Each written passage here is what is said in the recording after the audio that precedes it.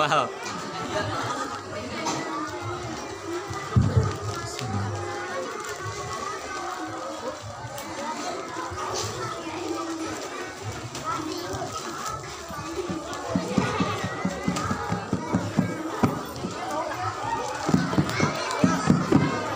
Assalamualaikum warahmatullahi ta'ala wabarakatuh. Waalaikumsalam warahmatullahi wabarakatuh.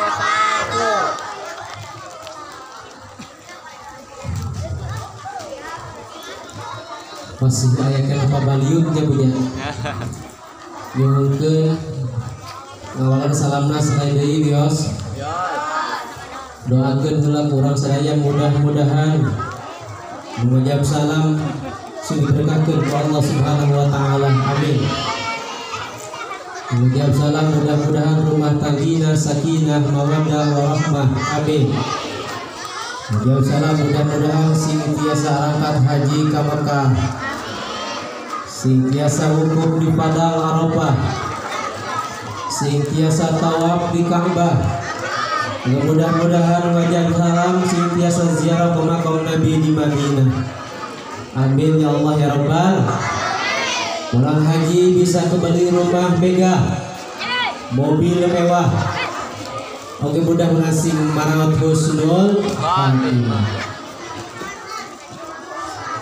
Assalamualaikum warahmatullahi ta'ala wabarakatuh.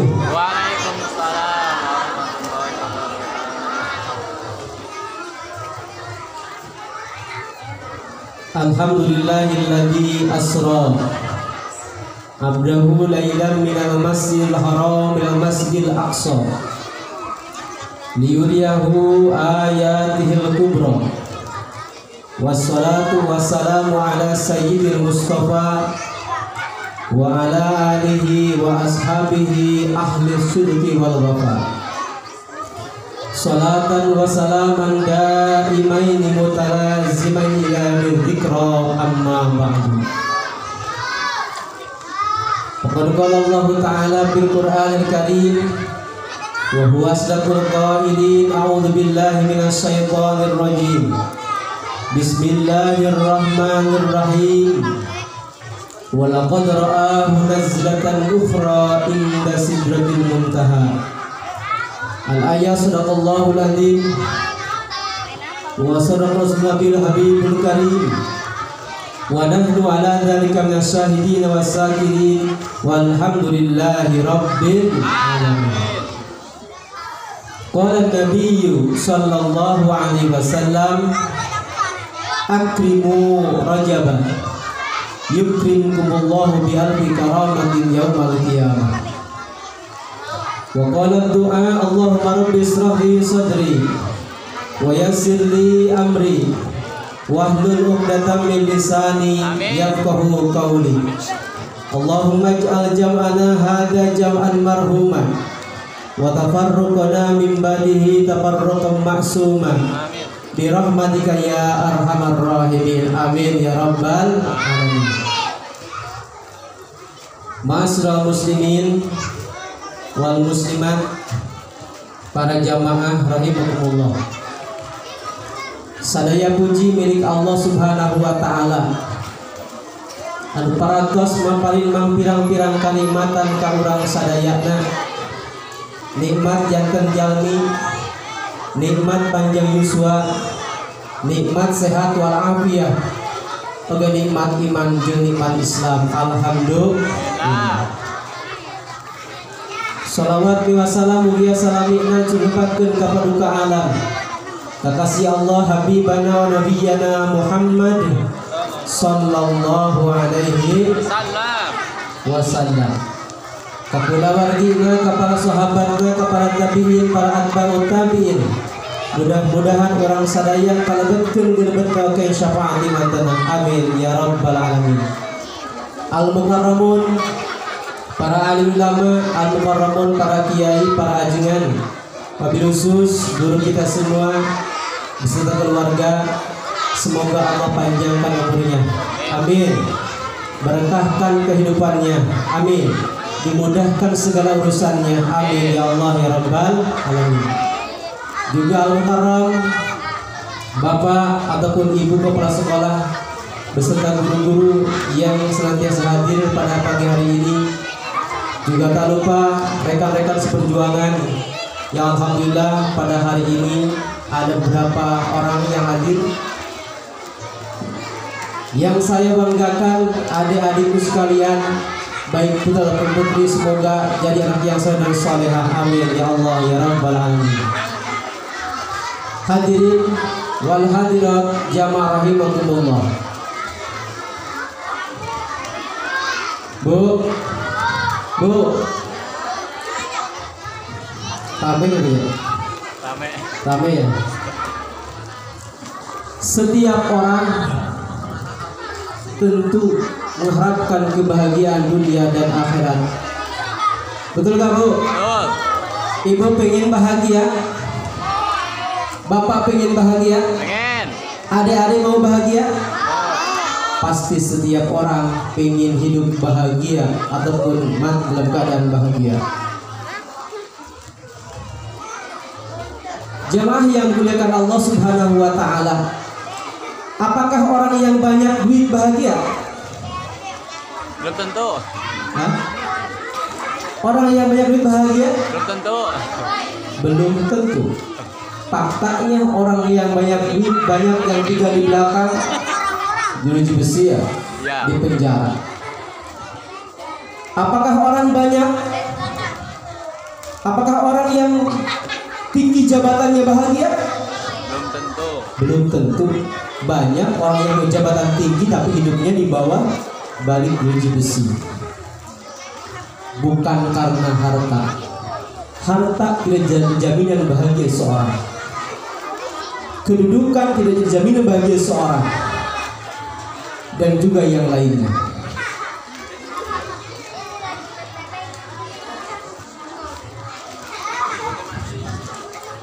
Tetapi apa yang menjadi bahagia seorang? Lihat sabda Nabi Muhammad SAW, kata baginda Rasul, bahagianya seorang itu dikarenakan 4 hal. Apa? 4. Berapa Bu? Ada 4.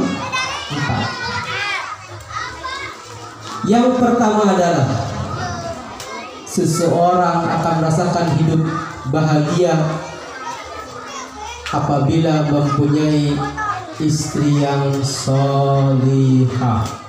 Apa Bu? Istri yang solihah. Semoga ibu semua menjadi istri yang solihah. Amin. Ya Allah ya Rabbal. Gurunya juga ibu yang solihah. Amin. Gurunya bapaknya yang soleh. Amin. Ya Allah ya Rabbal alamin. Karena ibu yang solihah akan melahirkan anak yang soleh dan solihah. Guru yang soleh dan solihah akan melahirkan anak didik yang soleh dan solihah. Bapak-bapak, bapak-bapak, calon bapak. Calon bapak, ayo diam, jangan rame ya yang ya, jangan rame ya. Diam. Jangan rame ya yang ya. Apa Bu yang pertama? Istri yang solihah. Ibu tahu istri yang soleh seperti apa? Yang pertama adalah istri yang taat sama Allah. Ibunya senang melaksanakan sholat, melaksanakan puasa, melaksanakan kewajiban-kewajiban yang lainnya. Juga begitu pun guru-gurunya rajin sholat. Yang kedua, istri yang solihah adalah istri yang taat sama baginda Rasulullah Sallallahu Alaihi Wasallam. Bu, kenapa kok membahas tentang istri? Karena ini menyangkut tentang anak-anak kita, baik anak didik kita ataupun anak yang lahirkan dari kita semua. Yang ketiga adalah bagi seorang ibu yang salihah itu istri yang taat sama suaminya. Mudah-mudahan ibu-ibu semua termasuk ibu-ibu yang taat dan hormat sama suaminya, amin ya rabbal alamin. Bapaknya nggak ada ya? Bapaknya mana bapaknya? Bapak, kalau seandainya kita mempunyai istri yang salehah, berbahagialah Pak. Alhamdulillah. Tetapi sebaliknya, kalau seandainya Bapak punya istri yang tidak salehah, sabarlah Pak. Sabar. Apa? Kuncinya sabar. Kenapa? Suatu ketika seseorang datang kepada Amirul Mukminin Sayyidina Umar bin Khattab untuk mengadukan kelakuan istri yang tidak baik, yang tidak salehah. Beliau datang ke Sayyidina Umar, lalu beliau duduk di depan pintu rumah Sayyidina Umar, tujuannya untuk mengadukan istrinya kepada Sayyidina Umar bin Khattab. Tetapi apa yang terjadi? Ketika beliau duduk menunggu Sayyidina Umar keluar, malah mendengar dari istrinya Sayyidina Umar, malah istrinya marah-marah kepada suaminya. Kaget gak Bu? Pengen mengadu kepada Sayyidina Umar, malah istri sendiri marah-marah ke suaminya, yaitu Sayyidina Umar bin Khattab.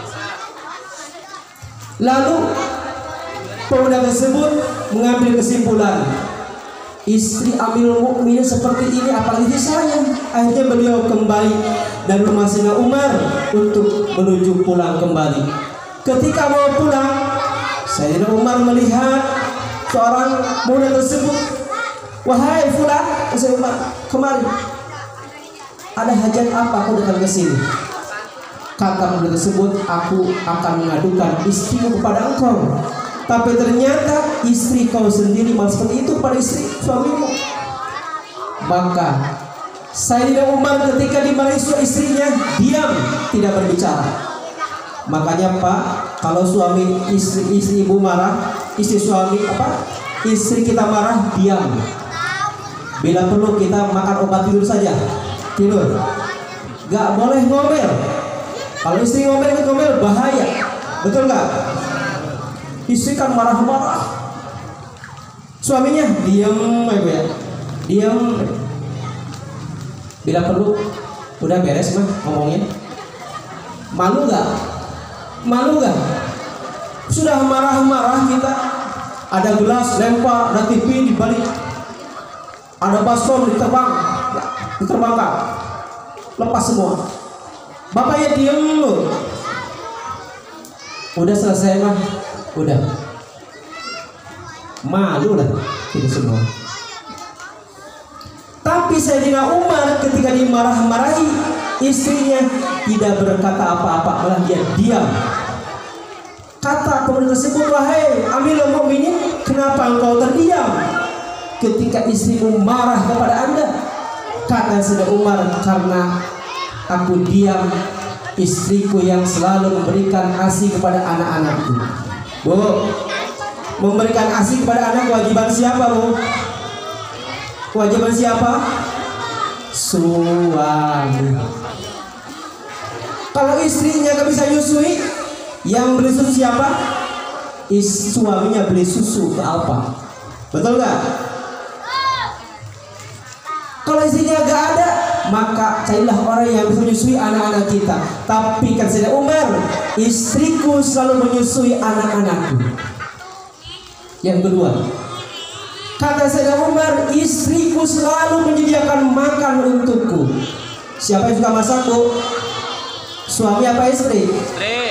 Suami apa istri? Istri. Yang masak nasi, yang masak tempe, yang masak sayur di rumah siapa? Istri. Padahal kewajiban suami. Enak ya, di perempuan itu enak. Tinggal diam saja, Bu ya. Diam, geber-geber, pakai uang. Ya. Dia marah dengan Allah. Jadi apabila suami butuh makan, istri yang masakin. Ya marahimakumullah. Lalu kata Umar, dan aku bisa terhalang dari hal-hal yang haram karena istriku. Bu, Kalau tidur sama suami diberikan pahala enggak? Diberikan pahala Allah Subhanahu wa taala. Tapi kalau tidur dengan orang yang lain tentu dapatkan dosa. Tapi terjagalah Umar bin Khattab dari semua itu karena istrinya. Hidup ibu-ibu hidup. Ya Allah. Jadi karena itu aku terdiam Sayyidina Umar, maka bersabarlah engkau. Jadi kalau suami punya istri yang cerewet lebih baik diam. Jazakallah. Jadi yang pertama bahagia seorang itu apabila mempunyai istri yang solihah. Doakanlah kita Bu, semua ibu-ibu dan calon ibu menjadi istri yang solihah semuanya. Amin ya rabbal alamin. Pertama, sehebat apapun, setinggi apapun jabatan, sebanyak apapun harta, kalau punya istri yang tidak baik, bahagia gak? Tak bakal bahagia, yakin. Dihormat sama orang lain, ketemu orang cium tangan, tetapi kalau ketemu istrinya sendiri gak pernah dihargai, tetap tidak bakal nyaman hidup dalam rumah tangga. Suami di rumah rajin mengajar, rajin sholat, istrinya keluyuran kemana-mana, gak bakal bahagia suami kayak gitu. Betul gak Bu? Jadi pertama istri yang salihah. Yang kedua, wa auladuhu abraron. Apa Bu? Auladuhu abraron, anak-anak yang soleh dan solihah. Semoga anak-anak BTA, RA, Hikmatul Muhajir yang soleh solehah, amin ya Allah ya rabbal alamin. Bu, kebanggaan yang terbesar ketika kita sudah tidak ada ataupun masih ada mempunyai anak yang soleh dan solehah. Pengen nggak Bu? Pengen nggak? Mudah atau tidak? Gampang atau tidak? Tidak gampang punya anak yang soleh dan solehah. Perlu proses yang sangat panjang, perlu perjuangan yang sangat luar biasa. Betul nggak Ibu? Dalam Al-Quran, anak itu ada yang derajatnya adalah aduun, musuh. Apa? Musuh. Tentu setiap orang tidak mengharapkan dan tidak menginginkan punya anak menjadi musuh kita sendiri. Sekarang banyak ya Bu ya, lihat di televisi ada anak yang penjarakan ibundanya, betul nggak? Anak penjarakan orang tuanya, anak yang nuntut kepada ibu dan bapaknya, ada nggak? Ada. Bahkan anak membunuh orang tuanya, ada? Ada. Na'udzubillahi min dzalik. Jangan sampai terjadi. Seorang anak yang telah kita kandung selama 9 bulan, seorang anak yang telah kita lahirkan ke dunia, yang telah kita susui, yang telah kita kasih makan dan kita besarkan, mulai sekolah TK, sekolah SD, sekolah SMP, SMA dan seterusnya, sehingga sudah menjadi besar, sudah punya gelar, akhirnya memenjarakan ibundanya. Na'udzubillahi min musuh kita di dunia dan di akhirat kelak akan mencelakakan kita sebagai ibu dan bapaknya. Makanya perjuangan yang sangat luar biasa, kita didik anak-anak kita agar menjadi istri yang soleh, anak yang dan solihah. Amin ya rabbal alamin. Yang kedua, anak itu terkadang menjadi fitnah bagi orang tuanya. Apa Bu? Fitnah. Bapaknya rajin, ibunya rajin, dan keluarga rajin, tapi punya anak menjadi fitnah bagi orang tuanya. Tidak sedikit seorang orang tua yang diuji oleh anak-anaknya, betul. Diuji suaminya sudah jadi ujian, tambah anaknya jadi ujian lagi. Makanya kita harus berusaha. Dengan cara apa? Dengan cara masukkan anak-anak kita ke pendidikan, pondok pesantren, juga sekolah.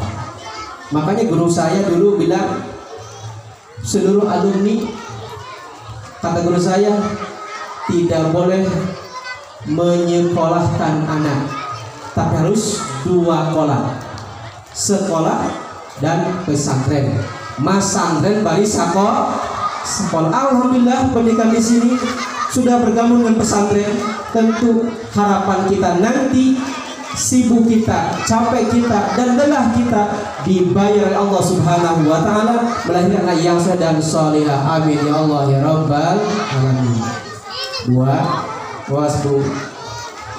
Saya suka menyayangkan nanti malam takbiran di sana. Malam takbir sampai pagi.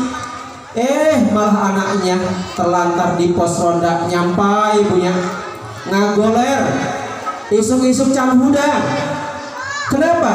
Karena mabuk, dia sudah berat malaman takbir. Orang lain takbir di masjid, di pesantren, malah dia mabuk. Padahal dia itu anak siapa? Anak seorang orang paling terhormat. Makanya jangan sampai anak kita menjadi fitnah bagi orang tuanya, Bu. Jaga anak kita. 2. Yang ketiga, terkadang anak-anak kita itu akan menjadi apa, Bu? Zinatul hayatid dunia, hanya hiasan kehidupan dunia. Anaknya cakep, anaknya pintar, anaknya berprestasi, anaknya luar biasa, kaya raya dan baik kepada orang tuanya, tetapi tidak baik hubungan dengan Allah Subhanahu wa taala. Kita hanya dipandang megahnya, cantiknya dan cakepnya. Buat apa kalau tidak taat kepada Allah Subhanahu wa taala? Bu, Ibu, bakal kebawa mati apa kagak? Kalau orang gak sholat, gak senang puasa, gak senang ngaji, ketika mati dibawa gak? Gak bakal. Hanya menjadi hiasan belakang, hanya enak dipandang doang, tetapi tidak bisa dinikmati ketika sudah wafat kita. Jawab Allah. Maka jangan sampai anak kita menjadi hiasan, hanya hiasan dunia. Harus menjadi hiasan ketika pulang menghadap Allah Subhanahu wa taala. Yang keempat, apa yang pertama, Bu? Satu apa? Satu,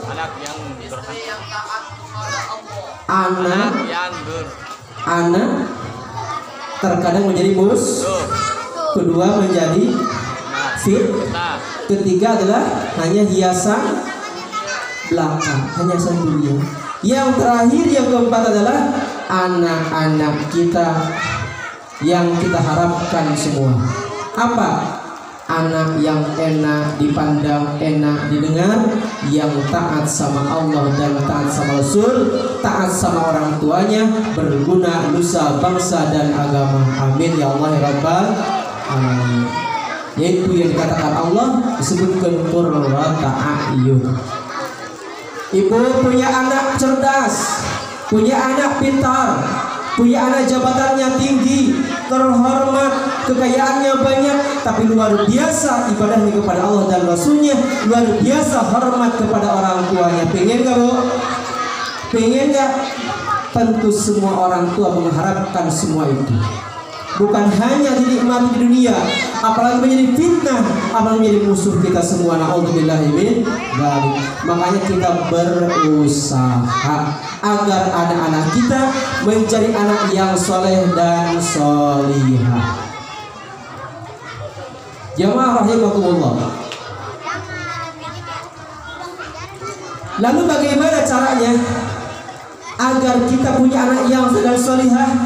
Minimal sudah berusaha semampuan kita, siang ataupun malam, pagi dan sore berjuang untuk menciptakan anak yang soleh dan solihah. Yang pertama adalah soleh jeung solehah keheula indung jeung bapakna. Ibu, kalau ibu nyuruh anak ngaji, ibu nggak ngaji, gimana, Bu? Ibu gini, depan kursi nonton TV, nonton sinetron habis maghrib apa, Bu? Ya sinetron ya. Ini, ngaji nah sholat didengar gak rasa anak, Bu? Sama anak dengar gak? Gak bakal dengar. Anak bilang, mama kok gak sholat? Betul gak? Bapak kok gak sholat? Bapaknya marah-marah, ngaji sana kamu, ngaji ke pesantren.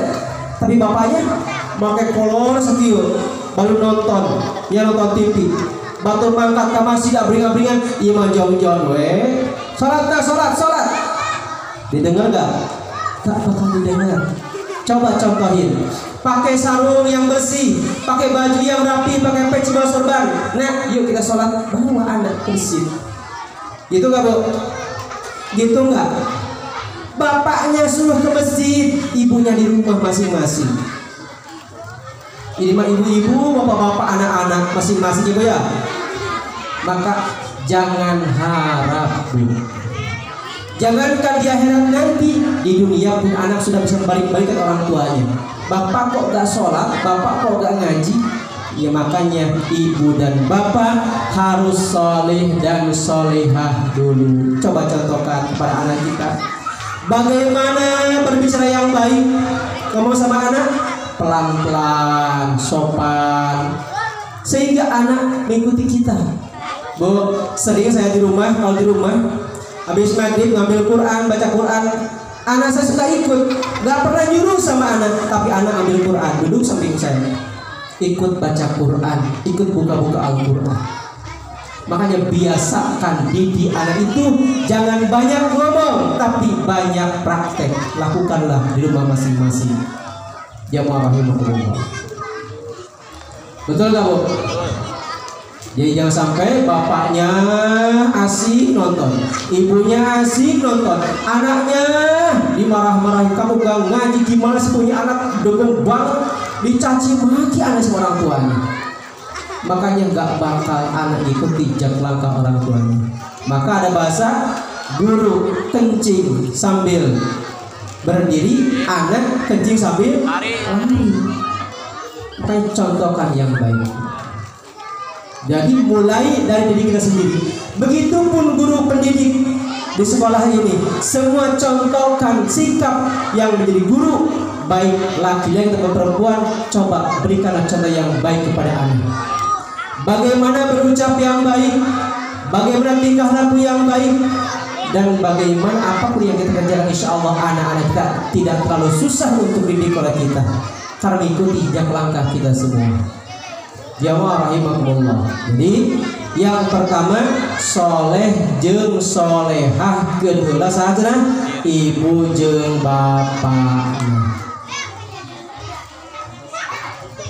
Terkadang bu sekarang mah kita pengen dihargai sama anak ya. Kamu durhaka lu, gak hormat sama orang tua, tapi orang tua sendiri gak pernah hormat sama orang tuanya. Betul? Ibu jelek sama ibu bapak ibu sendiri, tapi kita pilih dihargai sama anak-anak kita. Kalau kita ingin dihargai anak-anak kita, dihormat sama anak-anak kita, maka kita berbaik kepada orang tua kita. Insya Allah nanti anak-anak kita bakal baik kepada kita semua. Jamaah rahimahullah. Yang pertama. Yang kedua, agar kita punya anak yang soleh dan solehah, yang kedua adalah ibu bapak semua harus cinta kepada orang-orang yang soleh. Bu, para bapak, cinta gak sama orang yang soleh? Cinta sama orang yang soleh. Para ulama, para kiai, para guru-guru kita yang soleh, harus cinta sama mereka. Kita punya anak yang soleh, pengen yang sudah solehah, tapi kita sendiri gak pernah senang dengan yang soleh. Gimana? Gak nyambung itu. Jadi dahulu ibu dan bapaknya harus mahabbah kepada orang-orang yang soleh, cinta kepada orang yang soleh.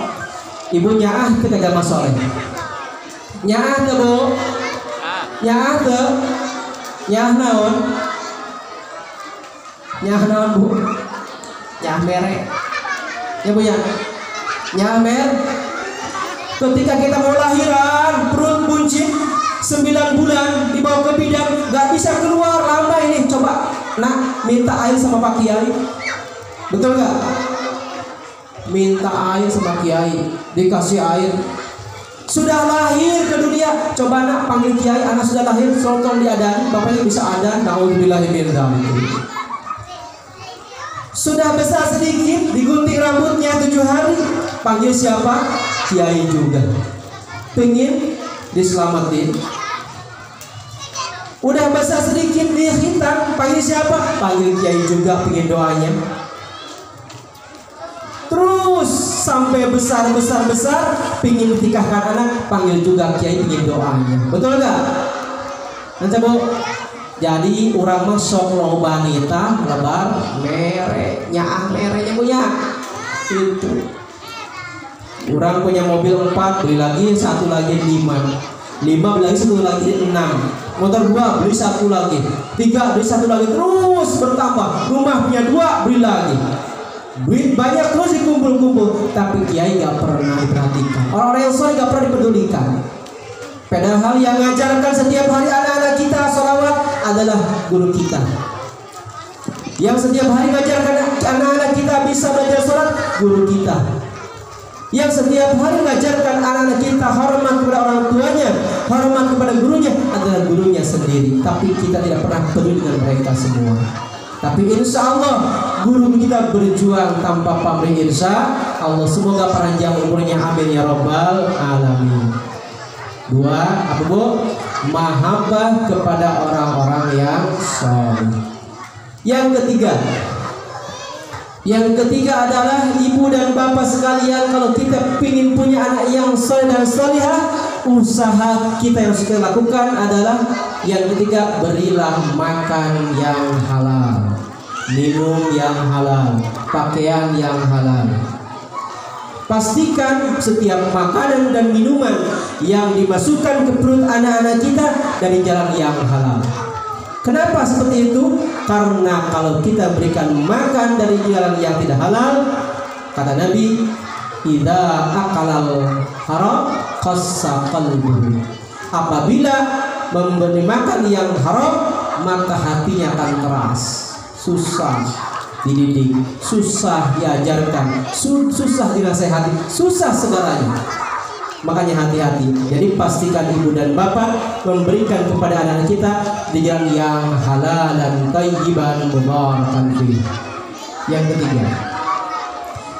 Yang terakhir, yang keempat adalah ibu dan bapak sekalian, kalau kita ingin punya anak yang soleh dan solihah, yang keempat, proses yang kita harus kerjakan adalah simpan di percetakan orang-orang yang soleh.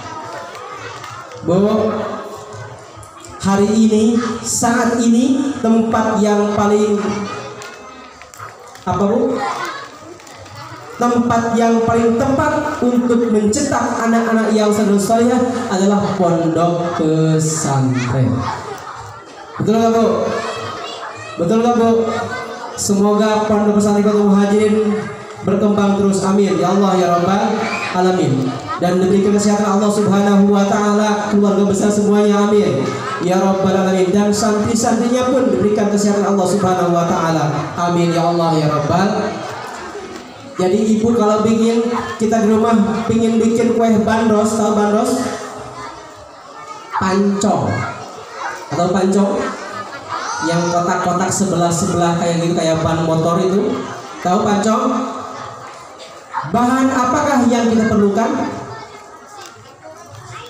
Pertama adalah kelapa, kedua adalah tepung dan garam dan sebagainya.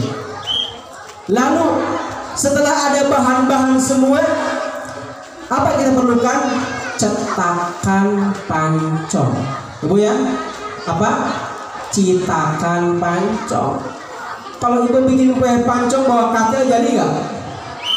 Gak bakal. Beli bawa seeng, bawa langsung nggak jadi. Sebabnya orang rek nyieun nyiptakeun budak soleh terus solihah, tapi citakannya salah. Mau ibu awali ketika ibu mau proses bikin anak, baca dulu doanya. Tahu gak doanya? Tahulah semua. Sudah itu setelah lahir ke dunia bukan hanya menghitan, tapi apa? Setelah dihitan dididik oleh kita semua, diberi makan yang halal oleh kita semua. Yang paling susah bukan itunya, tapi mendidiknya. Bu, alhamdulillah saya sudah diamanahi Allah Subhanahu wa taala 3 orang anak ini. Yang 2 perempuan, yang 1 laki-laki. Yang itu anak adik saya. Bukan 4 ya, 3. Bagian amat Ustaz terus opak budakna kakaran dulu Bu, hayang berapa? Hayang 12 saya. Kakaran banyak anak banyak rezeki, banyak anak banyak doa Bu. Betul nggak? Tapi awas mendidiknya berat. Makanya minta bantuan sama kiai, sama guru-guru kita, berbagi tugas dengan guru-guru kita. Kita berikan makan, pakaian dan sebagainya. Anak-anak kita, gurunya yang ngurus. Pak Kiai, saya titipkan anak sok itu Bu. Orang semua budak dijingjing, orang dicelek, dituyun, orang ke pondok, titipkan tara Bu. Titipkan tara. Ieu amplop jalan Kiai, titip budak nya tadi ke pondok, nyadira ka ditu kitu doang. Punten abdi sibuk. Kira-kira eta kumaha budak? Cek Kiai ieu anak saha, mana indungna, mana anakna teu apal ieu. Betul enggak Bu? Datang ke pondok, bawa anak titipkan Kiai, saya serahkan anak saya, silakan didik, tolong isikan hatinya dengan ilmu agama. Biar dia tahu akhlak kepada orang tua, kepada guru, kepada Tuhannya. Dia warahmatullah. Makanya kayak orang bikin kue pancong tapi citakannya salah. Makanya harus sesuai dengan citakannya. Kalau bikin kue pancong, citakannya pancong. Betul gak? Jadi ya Bapak apa Bu? Simpan di percetakan anak-anak yang soleh dan solihah, yaitu pondok pesantren. Apa keuntungan terbesar? Keuntungan yang sangat luar biasa yang kita akan harapkan, yang kita akan nikmati baik ketika hidup ataupun setelah wafat adalah doa dari seorang anak. Ibu, kalau dulu pernah kita didik anak di pondok pesantren, pernah masukin anak ke sekolah ini dari mulai awal sampai akhir, sehingga anak bisa sholat, anak bisa baca Quran, bahkan sampai tahfidz Al-Quran, bisa sholat dan sebagainya, maka ibu dan bapak akan merasakan kenikmatan yang sangat luar biasa, yaitu hasil kerja keras kita selama ini. Bu, ibu ketika sakaratul maut geus kieu Bu tah. Ngap ibu. Terus ngap-ngapan rek mau. Coba kalau punya anak yang soleh, datang dari pondok ke rumah, tok. Assalamualaikum. Jangan cok dulur mati. Tuh tinggal yang ma'anjeun. Dilihat, ya Allah makarunia amat nyokot Quran. Bu, ngambil Quran, dibawa, duduk di samping ibundanya. Alhamdulillahirrahmanirrahim. Bismillahirrahmanirrahim. Yasin. Coba Bu, pengen kayak gitu? Anak bersurah Yasin, membaca Al-Quran dan sebagainya. Itu kalau kita punya anak yang soleh dan soleh. Tetapi kalau ibu punya anak gak soleh, sebab dulu saya cuma melahirkan doang, setelah itu terserah lah. Ya Bu, domba saja hidup, ayam saja hidup, bebek saja hidup, hanya sebatas hidup. Tapi kita manusia perlu dididik, perlu dibimbing. Ibu lagi sakarat, sudah di semua keluarga sudah ada, saudara, bibi, paman, uak sudah ada. Datang anak yang soleh. Bu, anak yang gak soleh datang, yang gak soleh ini kuliah keloyok berimabuk. Ibu, mata berem, bari bolontot, kuliah keloyok gubrak ke imah. Apa yang dia katakan? Mak, gue satu malah kok acting kos itu mak. Biasa mak. Ibu gersakarat. Malah sebutkan acting. Malah bilang mak, gue sesuai eta mak, kamu besok mak, nanti bahasa nanti kurang dia mak. Itu. Nyebut. Tah nyebutnya. Sok nyebut mak, gue sebut. Kedua mak mobil mak ku api dijual ke mak. Kedua sawah mau dijual ku api mak, malah ngomong sawah, mobil, jeung sertifikat, malah itu ngorejak deui wae. Macam mana? Terjadi air wae teh. Itulah resiko punya anak yang gak soleh. Kebahagiaan yang kita rasakan lagi adalah ketika kita sudah wafat dalam keadaan di dalam kubur, masing-masing. Maka kata Nabi ada 3 doa yang ada 3 hal yang tidak akan putus sampai kapanpun. Yang pertama adalah shadaqatin jariyatin. Ibu, berbahagialah orang yang pernah ikut berbangun pesantren ini. Bahkan sekarang lagi pembangunan pondok pesantren Asma Putra ya Bu ya, di belakang. Silakan yang punya harta, yang punya kekayaan, yang punya lebih dari harta kita berikan oleh Allah Subhanahu wa taala, berbagilah dengan pondok pesantren. Bu, kalau mati bawa motor bisa nggak? Bisa, nggak bisa. Bawa mobil bisa nggak? Bawa uang bisa nggak? Cincin, coba dibawa. Ini yang kecil ini dibawa. Baru aja beli seminggu dari toko emas atau dari toko berlian miliaran, udah seminggu wafat kita. Kata ibunya, nah nanti kalau mama wafat ya itu cincin masukin ya ke bawah mama gitu gak? Gak bakal bisa dibawa. Betul gak? Gak bakal bisa dibawa sedikit pun. Uang jangan dengan sekoper, selembar pun gak bakal bisa dibawa. Betul gak? Gak bakal bisa dibawa semuanya. Bisa apa dibawa gak? Bisa gak dibawa? Jadi gak boleh dibawa, tapi bisa gak dibawa? Bisa. Gimana caranya? Bawa uang sekoper, bawa motor 1, bawa mobil 1, kuburannya harus berapa lebar? Ini ada orang dari kuburan 5 meter, buat apa kok gede amat? Buat mobil, motor sama uang-uangnya masukin. Gak kayak gitu juga. Tapi harta ibu yang saat ini kita punya, titipkan melalui paket Bu. Betul gak? Paketkan. Ibu kalau dari Tanah Suci Mekah pengen bawa oleh-oleh banyak, bisa gak? Dibawa sendiri. Kita bawa koper 5, kumpul semua. Gak bisa. Ini bagaimana? Coba masukkan ke apa? Ke Tiki ataupun JNE, kalau di kita itu titipkan. Nih titip buat ke alamat ini, kirimkan langsung. Bayar paketnya seminggu sampai ke rumah. Bahkan barang sudah sampai duluan ke tempatnya bertujuan, ke tujuan kita. Begitupun ketika kita punya sekarang di dunia ini, titipkan dahulu supaya harta kita duluan, kita di belakang. Bagaimana caranya?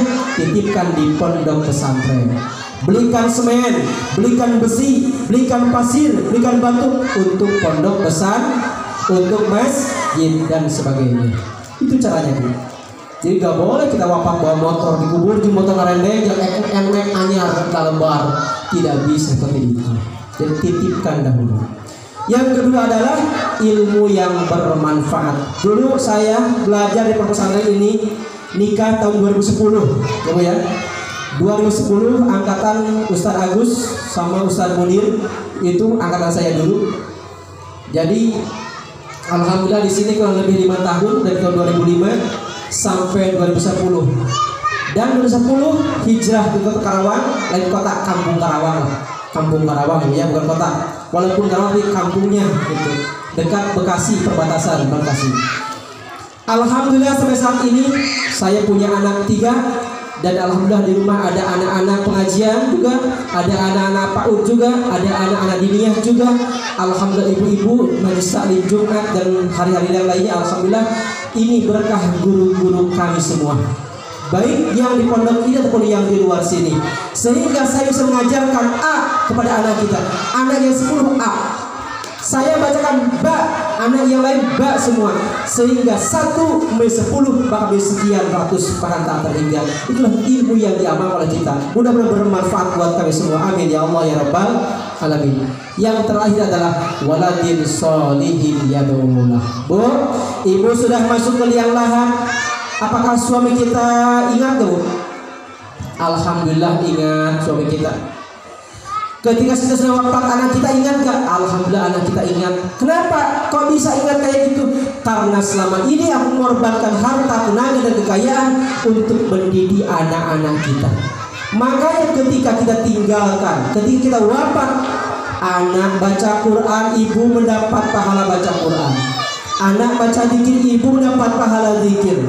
anak bersolawat ibu dan pahala solawatnya semua tidak akan mengurangi pahala anak sedikit pun. Itulah keuntungan yang terbesar yang abadi selamanya kalau kita meninggal anak yang soleh dan solihah. Semoga anak-anak kita ini menjadi ayah dan soleh, amin ya Allah ya Rabbal alamin. Tapi sebaliknya, kalau ibu dan bapak meninggalkan anak yang tidak soleh, tidak pernah dididik, tidak pernah dimasukin pesantren, tidak pernah dibimbing tentang ibadah sholat dan sebagainya, maka apapun yang anak lakukan, anak mabok, ibu dapat dosa mabok. Anak judi, ibu dapat dosa judinya. Anak zina, ibu dapat dosa zinahnya. Kalau tidak dididik sejak awalnya. Terkecuali kalau kita sudah mendidik di pondok nges, di sekolah nges, dipanggil guru privat nges, tapi anak ternyata luar biasa, kemudian diatur meminta ampun, itu sudah bebas kita tugas ibu dan bapak sekalian ya bermula. Jadi kita mah usaha dulu baru serahkan. Mangga Gusti yang ngakeun putra abdi ngaranna Jang anu sing soleh, ayo praktek soleh, geus urang ngadidik geus, usaha geus, itu urusan Allah Subhanahu wa taala. Jadi hadirinullah, simpulkan, pertama adalah ibu jeung bapakna soleh solehakeun heula. Kedua adalah ibu mahabbah ka jalma-jalma soleh. Nomor katilu pasihan tuang jeung leueut ku harta anu halal. Kaopat simpan di percetakan jalma-jalma soleh. Mudah-mudahan bermanfaat, khususna kanggo abdi, mun kanggo urang sadaya, leres ya Allah Subhanahu wa taala. Nepatin panjang kaburuan abdi nira. Segitu, mudah-mudahan ibu dan bapak sehat sadayana, amin ya Allah ya rabbal alamin. Oke, mudah-mudahan putra-putri urang soleh jeung solehah sadayana, amin ya rabbal alamin. Wassalamualaikum warahmatullahi wabarakatuh. Semuanya. Allahumma